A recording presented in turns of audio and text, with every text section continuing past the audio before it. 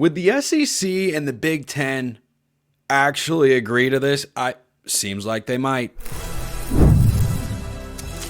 You are Locked On College Football with Spencer McLaughlin, your daily podcast on all things college football. Part of the Locked On Podcast Network, your team every day.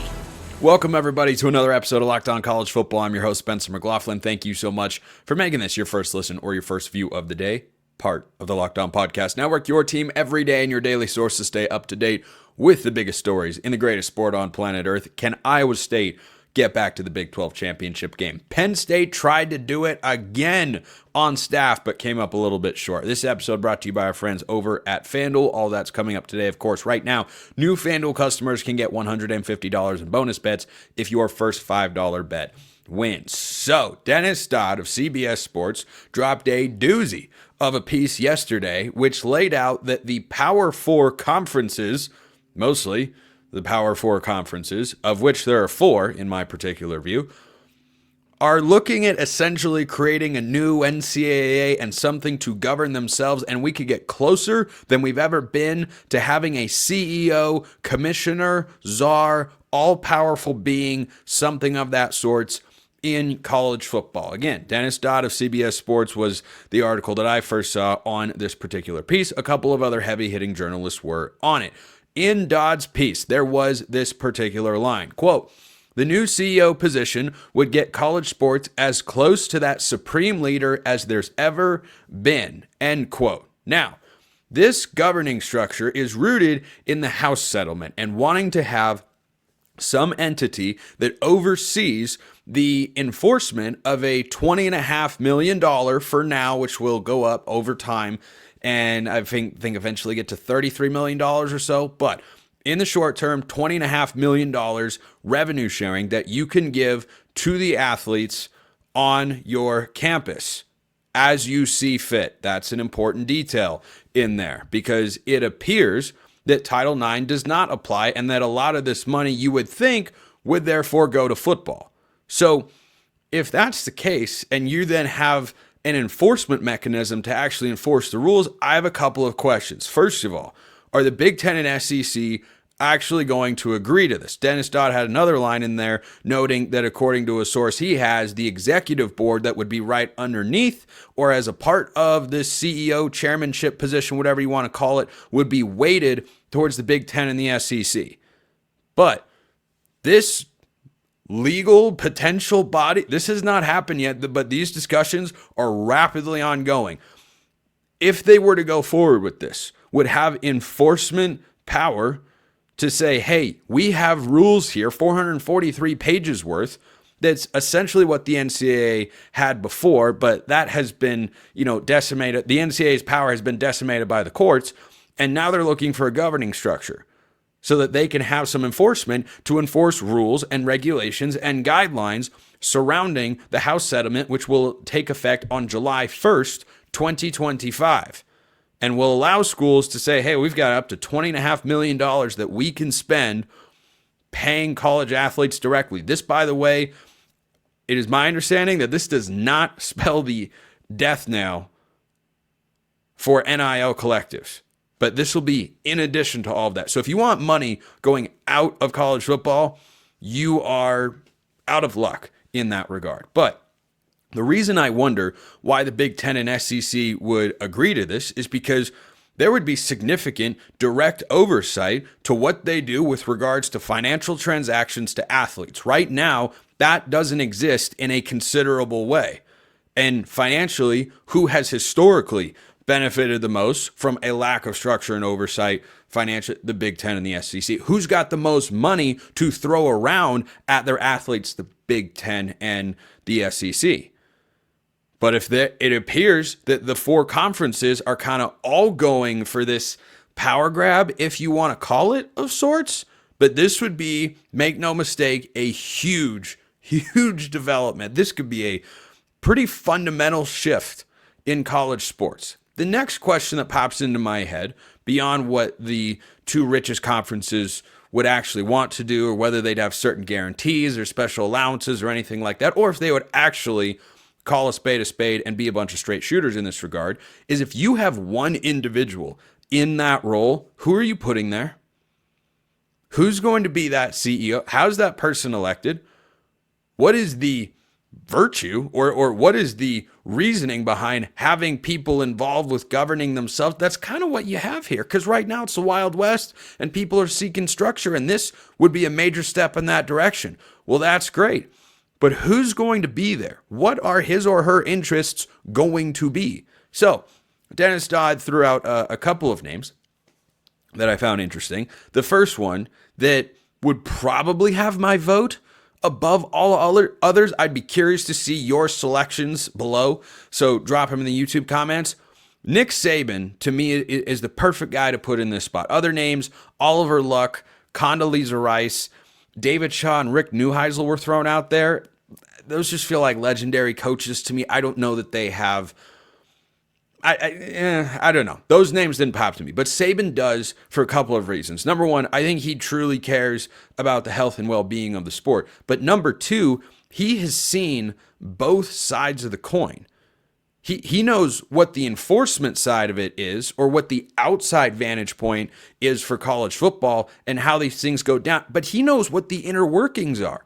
He knows about all the transactions that you hear about, all the ones that you don't hear about as well. And someone who is that informed, I think, has the ability to make decisions that further the better interests of the sport. Now, the problem that any person is going to run into in this particular role is they're going to face accusations of bias once a controversial decision is made. For Saban, that would be anything regarding the SEC.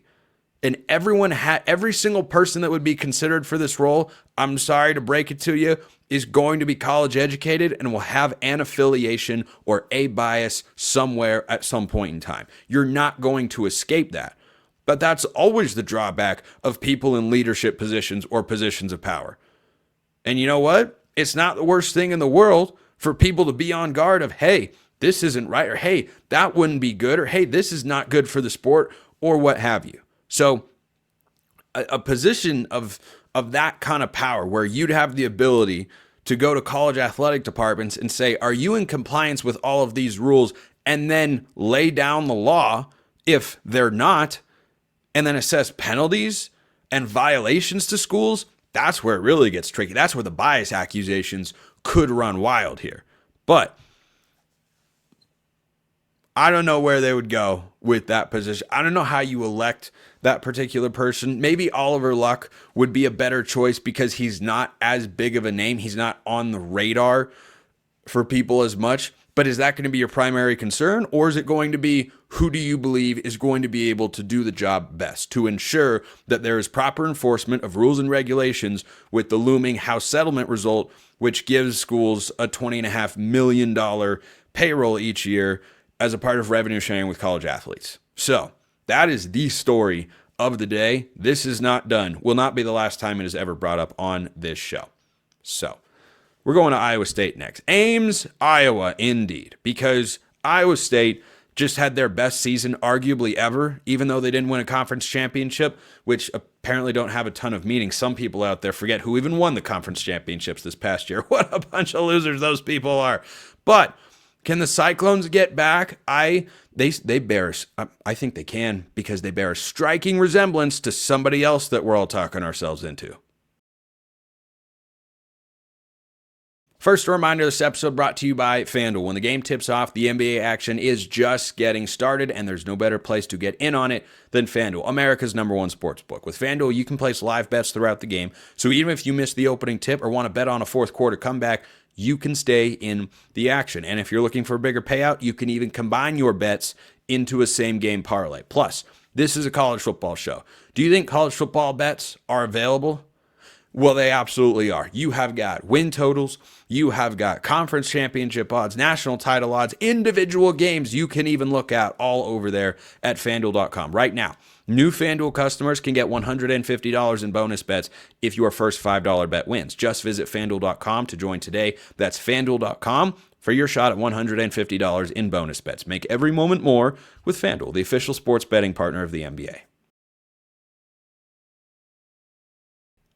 Iowa State just had its best season ever. Not because they won the Pop-Tarts Bowl, but kind of because they won the Pop-Tarts Bowl. That's the first time the Cyclones have ever notched 10 wins in the history of Iowa State football. They haven't won a conference championship in over a century, and they can do it again come 2025 for a couple of reasons. First of all, you have your head coach and quarterback returning, Matt Campbell, Rocco Becht, and I like both of those guys. They have been a really good tandem for the Cyclones over the last couple of seasons. But there is going to be a fair amount of pressure placed on the shoulders of Rocco Becht here. He's losing not one, but 2,000-yard receivers. There are only a handful of programs in the country that produce multiple 1,000-yard seasons from wide receivers. That's not an easy thing to do.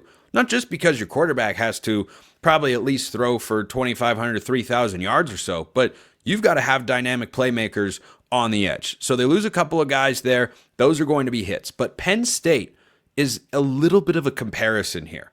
And I like Rocco Becht sometimes in the college game, certainly in the Big 12, more than I like Drew Aller at times in the Big 10.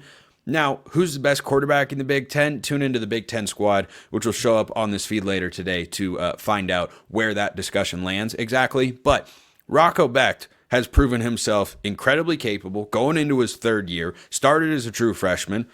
We know what he is at this point. He's one of the few known commodities at quarterback in college football. There are more of those, it feels like, in the Big 12 than there are in, say, the SEC or the Big 10, where there are major questions all over the place. But you bring back Rocco Becht, you give yourself a certain floor of production that I expect you to be able to attain if everything else is going right. But the other reason that Iowa State reminds me of Penn State is not just because their head coach, who's proven to be good, is back. Their quarterback, who's proven to be good, is back. They're bringing back their two leading rushers from last year as well.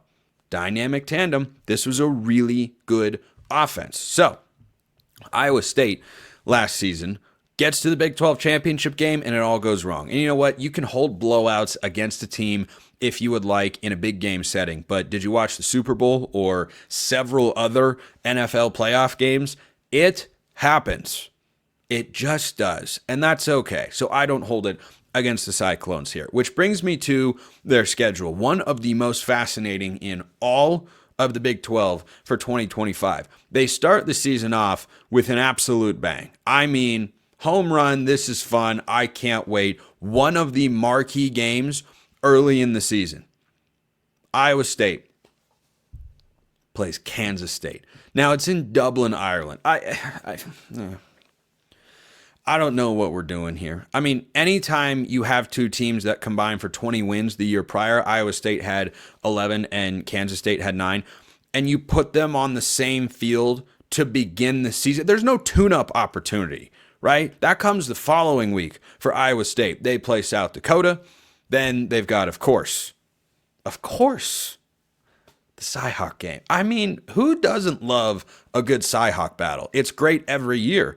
And that was an early turning point for Iowa State this past season because they went to Iowa City, knocked off the Hawkeyes, and all of a sudden you looked around and went, wait a minute.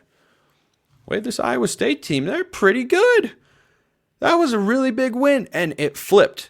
Iowa was ranked, then Iowa State was ranked, and all of a sudden you looked up at the end of the year. Iowa State, thanks to tiebreakers, gets in at 7-2 into the Big 12 championship game. But that is a pretty firm start to the year, and we'll know right away just how good Iowa State can be, but their whole season won't be defined necessarily in those first 3 games. But what we'll know is if they're able to take a step forward. They've got a lot of returning production on defense, particularly in the secondary, but a couple linebackers as well. If they're able to win both of those games, you better take Iowa State seriously. They should be a preseason at least top 20 team. If Spencer's poll came out, Iowa State would probably be a preseason top 15 team because there just aren't that many teams in the country, as I mentioned, that can say, yeah, we're bringing back a quarterback who we know is good. Who's my favorite in the ACC? Clemson. Why? Cade Klubnik is there. Again, same OC, same head coach, third straight year. How many schools have the same starting quarterback in the last 3 seasons going into 2025, that year included? How many? Count them up. They are few and far between at the Power 4 level. So you start Kansas State, then you get a tune-up against South Dakota before the Cyhawk game. Then Arkansas State, which is on the road, curiously enough. Don't know that I completely understand that. Then they host Arizona. And the interesting thing about Arizona is the rapid pressure that has suddenly been placed upon the Wildcats head coach, Brent Brennan, who came in when Jed Fish departed for Washington, took a bunch of players with him, took a couple more with him after this past season as well. It's not an easy job. No head coach that's ever won at Arizona has been, boom, immediate turnaround. Jed Fish wasn't that kind of guy. Kevin Sumlin never got it turned around. Rich Rodriguez won there eventually, but it's not a place where you go and have the right coach and boom, suddenly you win 10 games. No, I don't see it that way. And yet, Arizona sees themselves that way because he missed a bowl game this year, which was worse than I thought they would be. And lo and behold, he's going to face serious pressure going into next season. But Iowa State will be favored in that game. At Cincinnati, Iowa State will be favored in that game. Doesn't mean they'll win, just means they'll be favored. That's all. Then they go at Colorado, back-to-back road games. That's challenging. That's not exactly what you'd love to see if you're a Cyclone fan. But overall, that's kind of the lone difficult stretch of games from a scheduling standpoint is you go on the road back-to-back weeks. There's no bye tossed in there either. It's October 4th at Cincinnati, October 11th at Colorado. But overall, this road schedule for Iowa State is not incredibly brutal. The neutral site game against Kansas State, which is a Big 12 game, by the way, in the Aer Lingus College Football Classic, that's a big game. There's no doubt about it. But then the Big 12 slate kind of eases you into things. Arizona, don't know if they're great. Cincinnati, they're okay. Colorado, pullback team. BYU, questions, should be good, but you have them and Arizona State at home in consecutive weeks. That's the revenge game. If you want one game on the schedule for an Iowa State fan that I want you to circle and say that's the one you got to win the Arizona State game. You know, if you lose to BYU, well, it happened. Sure, that's the homecoming game and you prefer to emerge victorious there, but Arizona State is the game that if you win, it feels a little bit better because of the beatdown that was put upon the Cyclones in Arlington a year ago. The next week, they go at TCU. TCU's kind of a mystery team to me. They could be really good. They could be not good. They could be what they were last year, which is okay. And none of that would surprise me. And then you host Kansas and then go at Oklahoma State. Now, maybe the Cowboys are a bounce-back team. And maybe Kansas is a bounce-back team as well. But as far as Big 12 schedules go, I've seen tougher. I have seen tougher with far worse breaks. So you give me a strong returning core of production, a third-year starting quarterback with the same head coach, a couple of really talented running backs to come back and supplement that quarterback as well, and a schedule that is more than workable, and you're not going to have a tough time ramping up to the season mentally because, well, August 23rd, you best be ready to go abroad. Yeah, I like Iowa State quite a bit going into next year. But there's always the question with programs like Iowa State. Can they actually sustain success? Are they real? Can they do this? Can they do that? I guess we're about to find out. They finally hit 10 wins. They won 11 just for good measure because, well, why the heck not? But when you look at what Iowa State did last year and what they should be going into next year, it's not the first time they felt that way, but it is the first time you say, hey, just had the best season ever. Just won the Pop-Tarts Bowl. What is greater college football lore than the Pop-Tarts Bowl? I'm legitimately asking. I'm also asking for a reason why Iowa State won't be right back in the thick of the Big 12 title hunt come 2025. Give me a reason. Try to come up with one. YouTube comments, Twitter, just hit me up. So, a couple of interesting coaching notes. Penn State tried to level up again, but didn't quite get their guy. Didn't quite work out. But did you see who Ohio State hired as a defense coordinator? I did, and I'm higher on it than most people.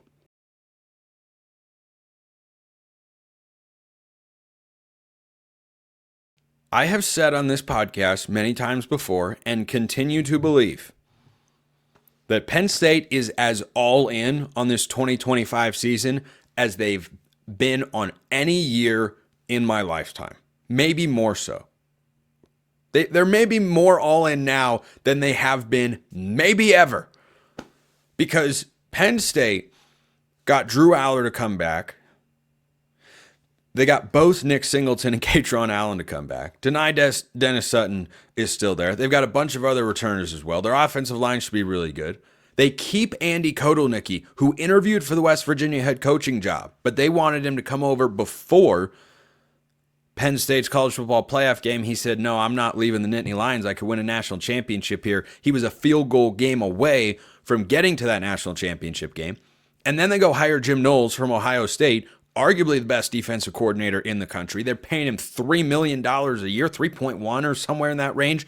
They're paying him a lot of money to be their defensive coordinator. Everything about this is all in. And they weren't done.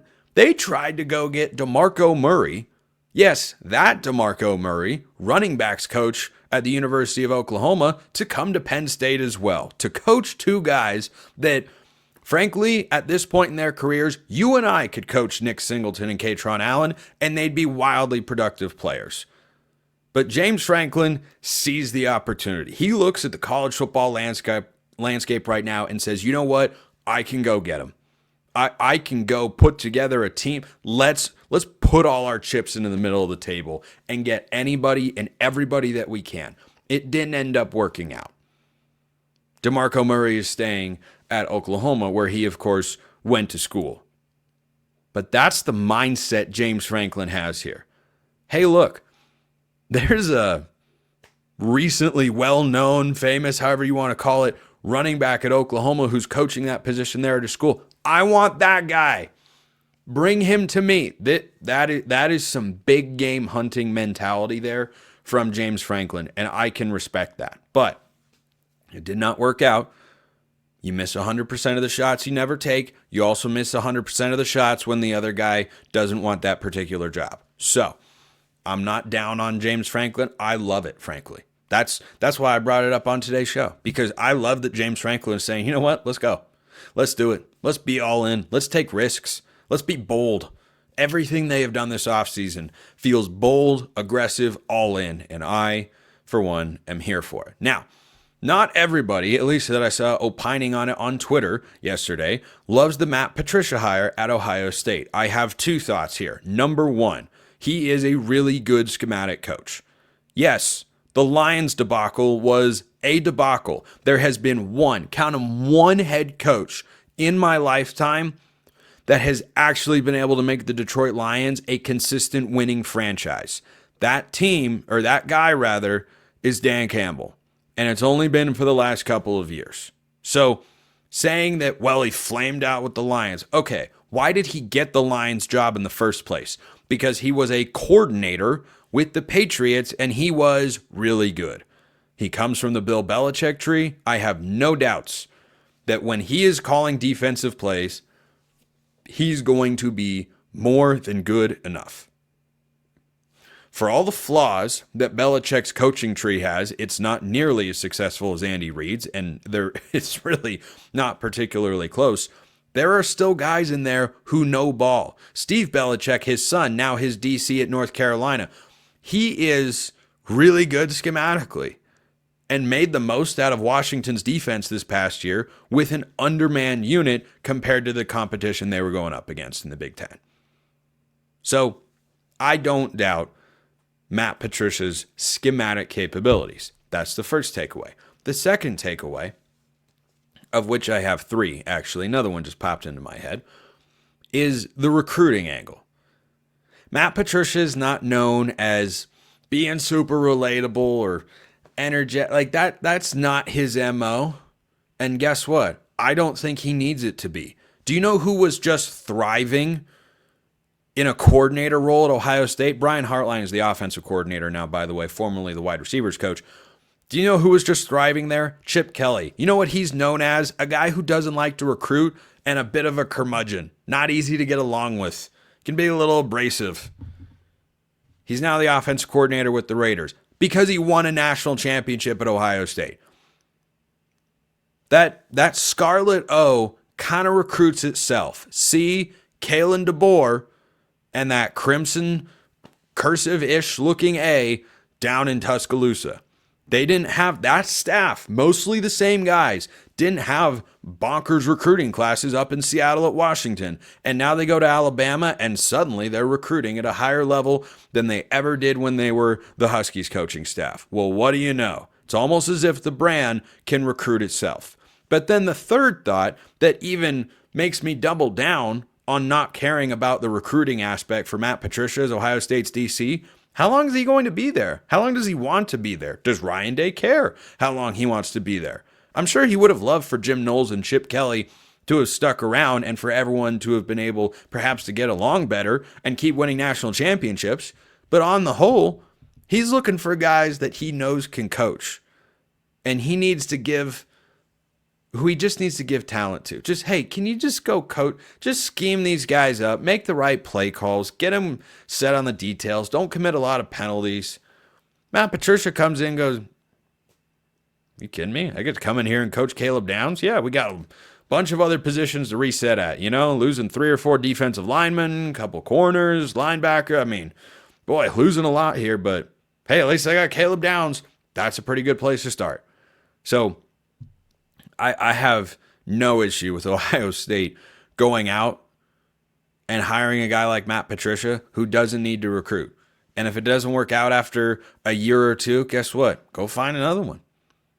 Rotating coordinators clearly doesn't bother Ryan Day or obstruct his ability to win high-level football games, as we just saw this past year. But is he good schematically? He doesn't have the same level of talent as last year. Obviously, you lose a lot of veteran guys like JT Tuimoloau and Jack Sawyer and many others as well. But is there still more talent on that roster than over half the Big Ten? Yep.